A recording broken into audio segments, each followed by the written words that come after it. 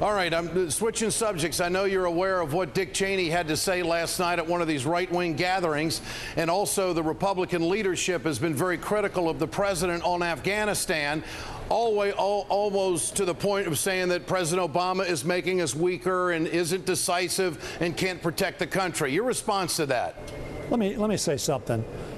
There are 28,000 more troops in Afghanistan right now than when George Bush was president of the United States.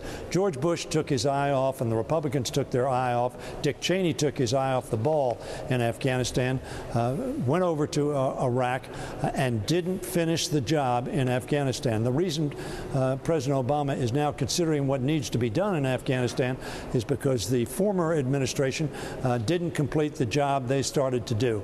The Taliban has been resurgent. Al-Qaeda is present. McChrystal's right. They pose a danger. We've got to stabilize that country.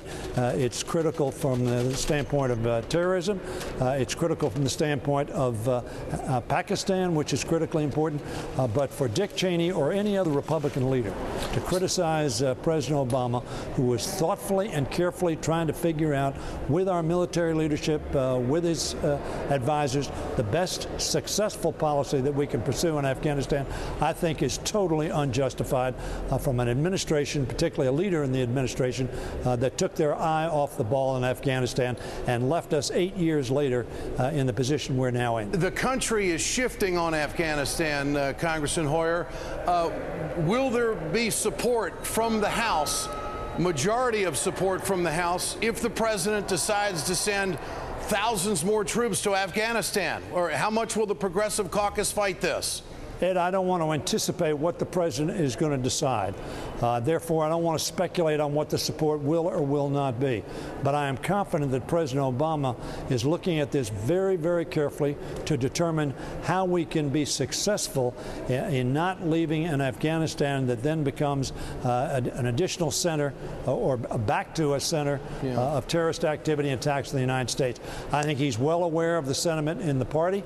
I think he's well aware of the sentiment in the country.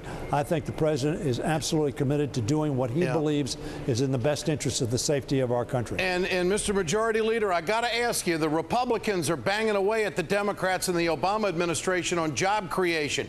Do you think yesterday's development on getting TARP money to community banks, do you think that's going to have an impact, and when do you think those job numbers are going to turn around because of that move? I think it will have an impact, but let me say the job numbers have turned around. We've lost a third less jobs, or two-thirds less jobs this past couple of months than we lost in December and November of last year. You're going in the right direction. So we're going in the right direction. We're not where we need to be. We need to create jobs. We need to have a plus report on job creation.